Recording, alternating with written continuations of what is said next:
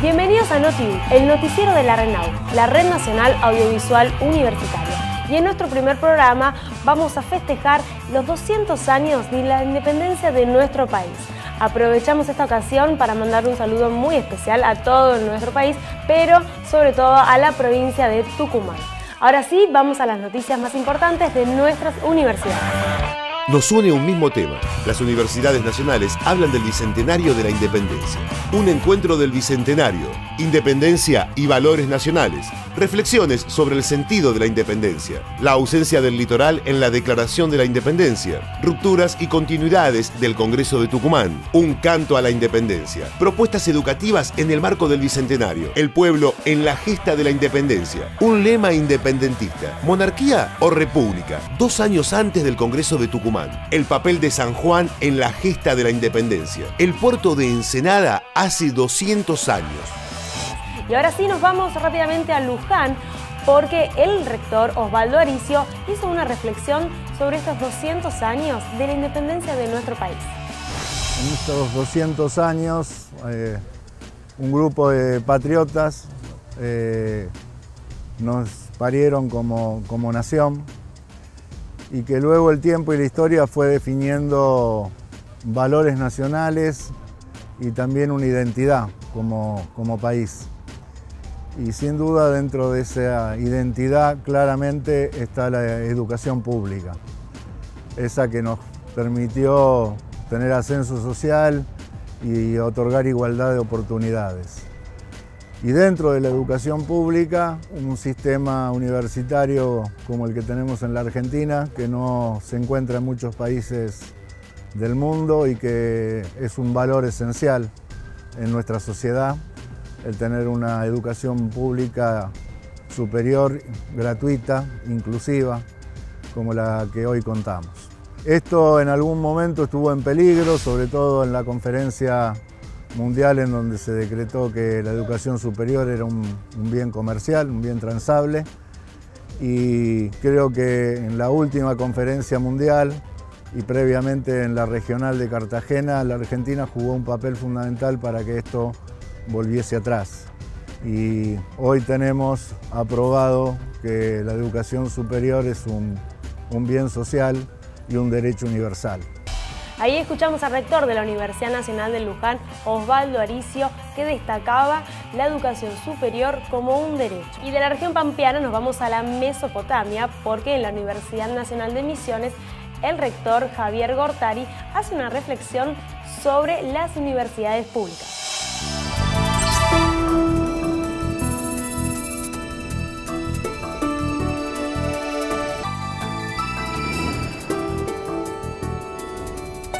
A 200 años lo que tendríamos que pensar, esa independencia, para qué sirvió en ese momento y en qué situación estamos hoy en relación a todos los poderes tan imperiales como los había en ese momento, el Imperio Español y el Imperio Portugués.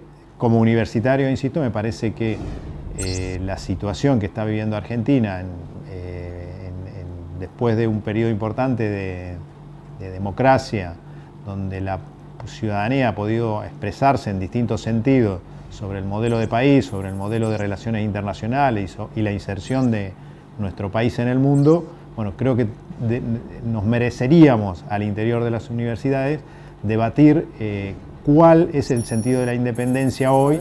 Seguimos dependiendo de poderes imperiales muy fuertes a nivel internacional y bueno, eso creo que nos pone en debate como pueblo para definir y buscar caminos que efectivamente nos liberen de los yugos que hoy siglo XXI siguen siendo tan importantes como los que teníamos hace 200 años atrás, más allá, insisto, de la formalidad de poder de tener una cierta autonomía como país. Y de la región de la yerba mate pasamos a la región del litoral, porque en la Universidad Nacional del Litoral se realizó una conferencia sobre la Declaración de la Independencia. Vamos a ver qué decían. Tenemos por un lado los planteos más desde la historiografía, ¿no? Que ahí hay una profunda renovación, no en pensar necesariamente el 9 de julio, sino todo el periodo. Sobre eso es la primera parte de la conferencia, bueno, cómo podemos pensar ese acontecimiento. Ahora, ¿qué lugar está ocupando ahora el 9 de julio? Es por un lado algo similar a lo que pasó en el Bicentenario de la Revolución, pero eso tiene que ver sobre todo no tanto por las políticas a nivel macro general o que dependan tanto de los gobiernos, sino por que ya forman parte de la idea que los argentinos tienen de su nación desde que hacen la escuela primaria y desde el jardín de infantes. Entonces es el lugar de socialización y en el cual los chicos todos los años aprenden que es el 25 de mayo, el 9 de julio, y los padres van a los actos esperando ver reproducidos nuevamente eso que vivieron cuando ellos eran chicos, y lo que están esperando es eso. Eso es un plano. Después hay otro plano de cómo lo toma el gobierno. Obviamente el gobierno tiene una mirada mucho menos intensa sobre el pasado, por momentos sería que parece no interesarle demasiado el pasado, y en ese sentido está mucho más despolitizado, lo cual no quiere decir que no va a cumplir con todas las rituales de rigor, que se va a hacer el acto, que hay hechos culturales, que hay congresos, encuentros y demás, pero no tiene la intensidad de los festejos que tuvo en el 2010, pero no es algo novedoso. Si uno piensa en los centenarios, no en los bicentenarios, el centenario de la Revolución fue muy intenso y el centenario de la Independencia no lo fue, y los gobiernos tienen signos ideológicos bastante distintos, o sea que no necesariamente una cosa tiene que ver tan directamente con la otra, ¿no? En la universidad, por lo menos en el campo historiográfico, claramente hay una forma, ha habido un giro de 180 grados realmente, que tiene que ver con algo de lo que voy a explicar en la conferencia, con la idea de no considerar que es la nacionalidad argentina la protagonista del proceso revolucionario. Entonces, bueno, al sacar a la nacionalidad argentina de un primer plano, o incluso de concebir su existencia, hay que pensar todo de nuevo. Eso no quiere decir que un montón de cuestiones que ya han sido tratadas o trabajadas no puedan ser retomadas, pero están puestas como en otro plano, de otra manera, pensadas en otro marco más bien. Entonces ahí hay un cambio. Ahora, fuera del mundo universitario, fuera del campo historiográfico y probablemente también en las ciencias sociales, probablemente las concepciones sigan siendo iguales. Quiero decir, los estudiantes de medicina, de arquitectura, de derecho, de ingeniería, no creo que tengan otra interpretación sobre el periodo que la que recibieron en su escolarización primaria y secundaria. Y ahí veíamos a los especialistas de la Universidad Nacional del Litoral cómo analizaban los distintos hechos que fueron transcurriendo en estos 200 años de la independencia. Nos vamos rápidamente a la Universidad Nacional de La Matanza porque se realizó una Feria Educativa 2016. El objetivo de esta feria es que todos los chicos del secundario puedan enterarse de las diferentes ofertas académicas de la universidad. Vamos a ver qué nos decían.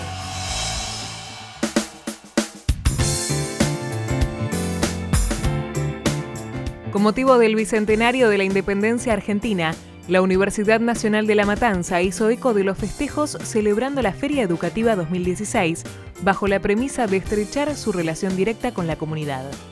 La Feria Educativa es un espacio de vinculación, de participación y de conocimiento, a partir del cual se resalta la importancia de profundizar el vínculo entre los estudiantes secundarios y la universidad. Que no es otra cosa que poder incorporar a muchos estudiantes, a muchos jóvenes, pero no para que salgan con un título, sino para que salgan formados para una sociedad, para un trabajo, para una sociedad mejor, con un pensamiento crítico, con respeto por las libertades, con respeto por las diversidades, para lograr una mejor democracia en todo el distrito, y no solamente el distrito, en la República Argentina. Y me parece muy bien, muy linda, mucha gente, muchos colegios, y gracias a esta fecha de hoy, y venimos a la universidad y me ayuda a seguir mi meta.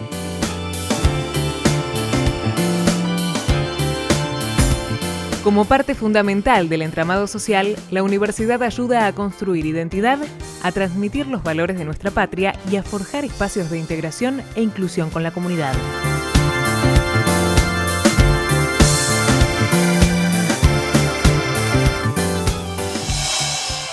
Muy interesante la propuesta de la Universidad de La Matanza para que todos los jóvenes se puedan enterar sobre las ofertas académicas.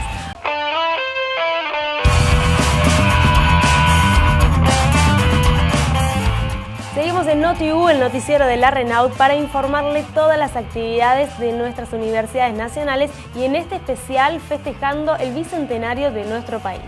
Pero ahora nos vamos a la costa atlántica, a la ciudad de Mar del Plata, porque en la Universidad Nacional de Mar del Plata escuchamos las palabras del profesor de Historia, Daniel Reynoso.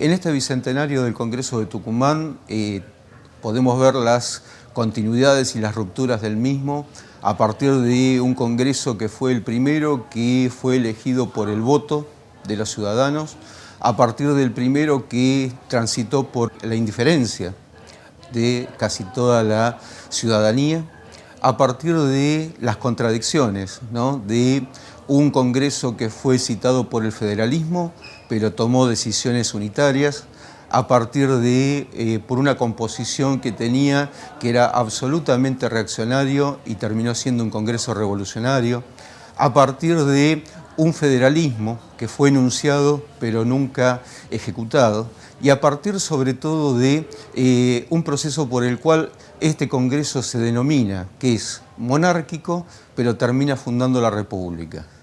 Tuvo grandes protagonistas que fueron los que en cierta forma lo protegieron, como es el caso de Manuel Belgrano, como es el caso de San Martín, pero tal vez la paradoja esté dada por su presidente, por Narciso Laprida, que habiendo sido parte de la generación de la Revolución de Mayo, terminó después preso de las contradicciones, de los enfrentamientos entre unitarios y federales. Esas condiciones que nos van a acompañar a lo largo de estos 200 años en las cuales vamos a ver que el viejo epíteto de civilización o barbarie, unitarios o federales, nos va a acompañar precisamente a lo largo de toda nuestra historia.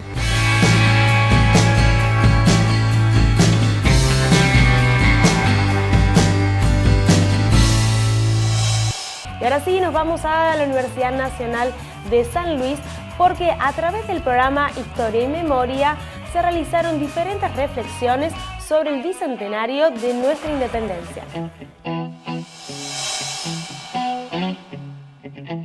En realidad la reflexión que nos convoca a las universidades principalmente tiene que ver con el papel que ha significado para los argentinos y para Latinoamérica toda un acontecimiento de esta trascendencia, donde en realidad lo que nos toca como intelectuales, como docentes, investigadores de la universidad pública, es repensarnos justamente a 200 años de lo que significó este trascendente acontecimiento, en aquellas prácticas que llevaron a cabo aquel grupo revolucionario, ¿sí?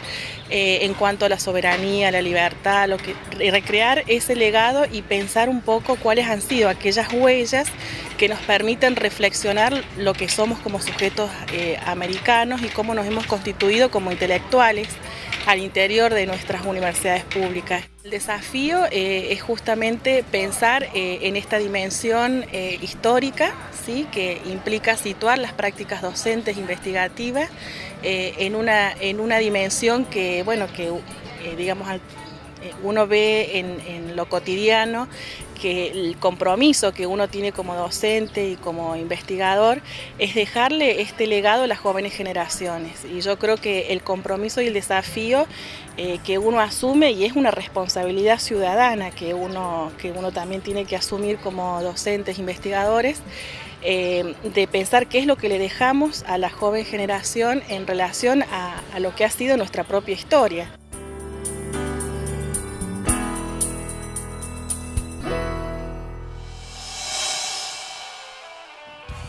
Ahora nos vamos a la provincia de Santiago del Estero, porque allí la profesora Adriana Medina nos contaba que la bandera nacional, antes de llegar a Tucumán, estuvo por aquella provincia. Vamos a ver qué nos decía.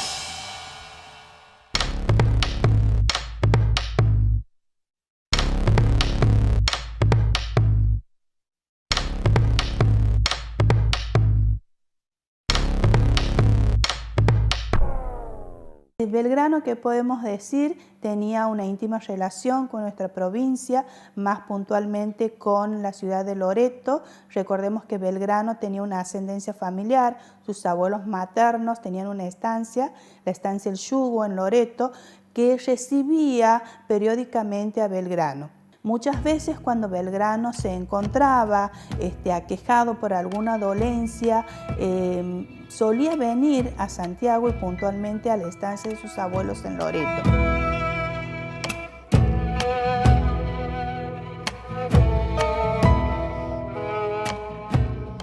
Hacia 1814 se va a producir un hecho que va a tener una importancia radical para la historia provincial, pero también me animaría a decir que para la historia nacional. Recordemos que la bandera había sido creada allá por 1812 y el triunvirato la había mandado a guardar porque consideraba que no era el momento oportuno para que tuviéramos una enseña nacional. Pero resulta que hacia mayo de 1814, circunstancialmente se encontraban en suelo provincial Belgrano en la estancia El Yugo descansando y San Martín, que se encontraba de paso.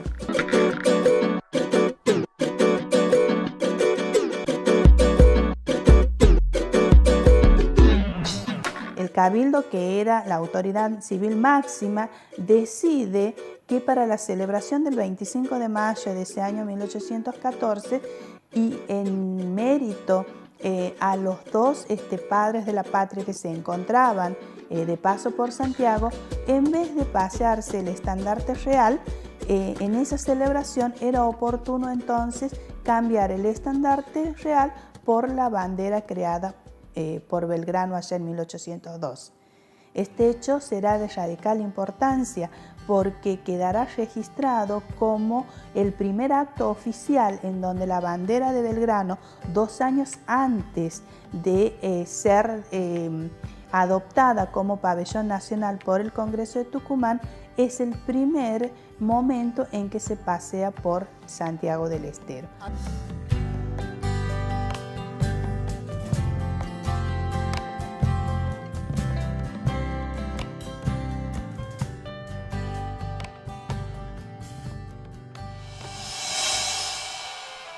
Y llegamos a la provincia de San Juan, porque en la Universidad Nacional de aquella provincia nos cuentan los especialistas el paso de San Martín en San Juan previo a la independencia de nuestro país.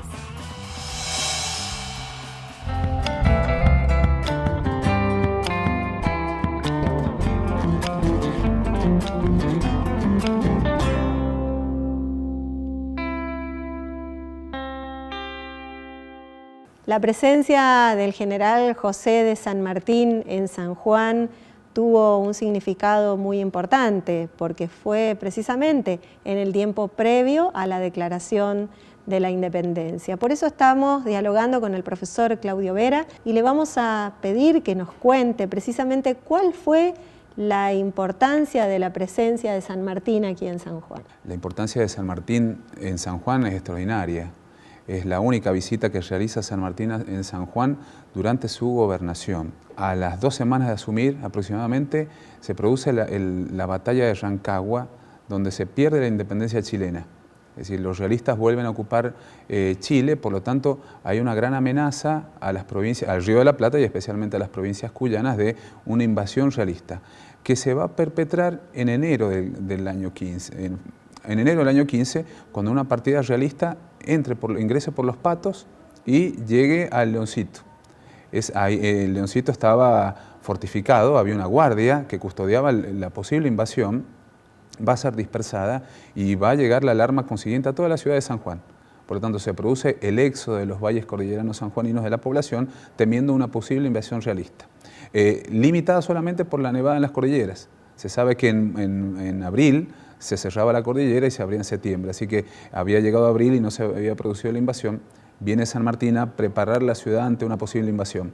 Así que es fundamental ahí. Y está 17 días en San Juan, 5 en la ciudad y 2 en la cordillera recorriendo los pasos por donde puede ser invadida la ciudad. En la ciudad va a lograr el apoyo monetario del Cabildo porque hay que levantar tropas, fuerzas para hacer frente a una posible invasión. Entonces va a lograr la aprobación del Cabildo y va a tomar las medidas en la ciudad necesarias para su resguardo. Y después recorre los pasos cordilleranos para ver dónde se puede producir tal invasión y tomar las medidas necesarias. Un paso fundamental para lo que sucede después, que es en 1816 la declaración de la independencia, entonces. Eso significaba una amenaza al proyecto de independencia del Río de la Plata. En un primer momento San Martín va a planificar conquistar Chile en Cuyo. ¿Qué significa? Que pasen las tropas realistas para derrotarlas aquí en Cuyo y no llevar el costo de armar un ejército y cruzar la cordillera. Pero cuando esto no se produce, San Martín, con esa fuerza que ha levantado en Cuyo, en San Juan y en el resto de Cuyo para esperar esa posible invasión, va a ser el germen del ejército de los Andes. Muchas gracias, Claudio. Muy valioso tu aporte para entender la importancia de la presencia de San Martín y la importancia también de San Juan en la gesta de los Andes. Bueno, gracias a vos por invitarme a tu programa.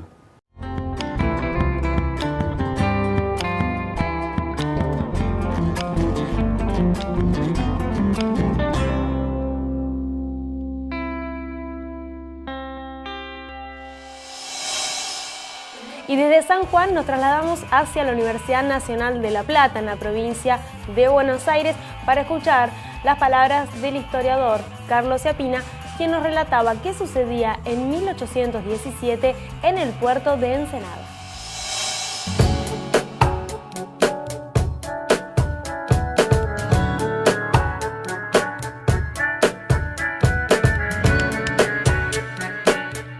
Lo que hoy es la ciudad de La Plata, la región de La Plata en realidad, se va a producir un hecho curioso, no en 1816, sino un año después. El 9 de julio de 1817, del puerto de la Ensenada de Barragán, o sea, del puerto que hoy es el puerto de La Plata, va a zarpar una embarcación cuyo nombre, en homenaje a cumplirse un año de la Declaración de la Independencia, se va a llamar la Argentina. Esta nave, la Argentina, va a estar al mando del capitán Hipólito Bouchard, un francés de ideas liberales, de ideas compatibles con los principios de la Revolución de Mayo, que va a obtener del gobierno argentino lo que se llamaba en esa época una patente de corso, algo así como una licencia que le permitía luchar, batallar y capturar aquellas propiedades de los países con los cuales el gobierno de las Provincias Unidas estaba en guerra, léase claramente con España. De este modo, el buque La Argentina, que zarpó del puerto de la Ensenada del Barragán, va a ser el primer buque argentino que tan tempranamente como un año después de la independencia va a dar la vuelta al mundo. Va a tardar un año recorriendo diversos puertos del mundo y particularmente llevando a cabo acciones de corso, de guerra, contra buques españoles o contra territorio español. Así que ahí hay una conexión muy interesante entre el festejo del primer año de la independencia argentina y nuestro puerto de la Ensenada del Barragán. La embarcación recibió el nombre La Argentina luego de conmemorarse un año de la Declaración de la Independencia. Nos vamos a la Universidad Arturo Jaureche porque el doctor Ernesto Salas, del Centro de Estudios Políticos de la UNAG, debatió sobre el rol de los pueblos en la independencia. Nosotros recordamos el bicentenario de la independencia como un hecho histórico y como todo hecho histórico es un hecho histórico conflictivo. Había que animarse a declarar la independencia en 1816, ¿no? Después surgieron un montón de años de luchas tratando de consolidar finalmente esa independencia, que al mismo tiempo se dio, como dijimos, en un marco conflictivo porque también unos años después va a dar origen lo que sería un largo ciclo de guerras civiles argentinas hasta que logremos consolidar el país, la nación que ahora tenemos, ¿no? Por ejemplo, existen dos posiciones en aquel momento respecto de cuál sería el sistema de gobierno que debía implantarse en Argentina, o el republicano o el monárquico, y había muchos patriotas que buscaban apoyo en algunos imperios como el del Brasil o en algunos imperios o en algunas naciones como Inglaterra para poder sustentar la independencia, que no era un hecho fácil, sino que era un hecho difícil y conflictivo. Ello no obsta el hecho de que aquí luchamos por la libertad. Cuando recordamos la independencia, siempre vamos a recordar a San Martín, un tipo tosudo, o vamos a recordar a Belgrano, el abnegado. Pero no fueron solos los que hicieron la independencia. Hubo miles de hombres y mujeres que pelearon en los ejércitos, hubo miles que forjaron los cañones, hubo miles que sembraron el maíz que consumieron en las tropas, hubo muchos que sufrieron las derrotas o vivaron las victorias de la batalla de la independencia. Hubo miles de hombres que murieron por la libertad y a ellos les debemos la memoria.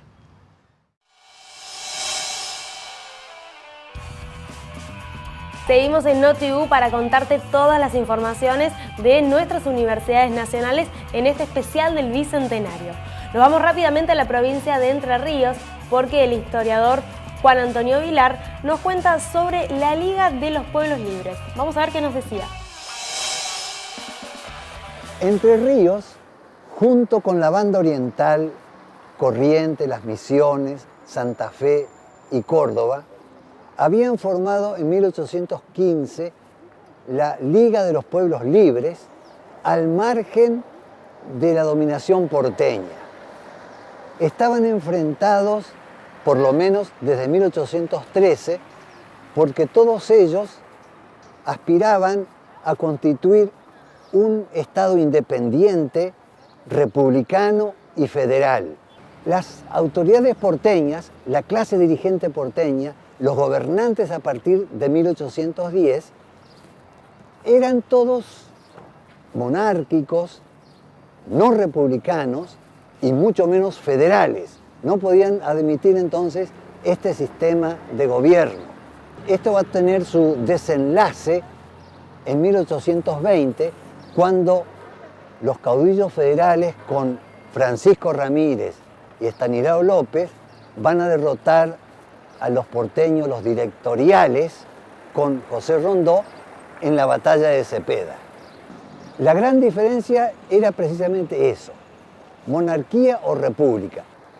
Creo que debemos valorar la Declaración de la Independencia completa porque se hizo en un momento sumamente difícil para las ex colonias españolas que precisamente habían caído de nuevo bajo el predominio absolutista del rey Fernando VII. El Río de la Plata fue la única región que no se produjo la restauración de Fernando VII. Y en esas circunstancias tan difíciles, los congresales de Tucumán decidieron, en un acto verdaderamente formal y sumamente arriesgado, declarar la independencia. Y ahí veíamos al historiador de Entre Ríos, Juan Antonio Vilar, contándonos un poco más de detalles sobre el papel de la provincia de Entre Ríos en el marco del Bicentenario Nacional. Y llegamos al final de NotiU, el noticiero de la RENAU, en este programa especial por el Bicentenario de nuestro país, rememorando todas las actividades especiales que se desarrollaron en nuestras universidades nacionales públicas. Nos vemos la próxima con más noticias universitarias.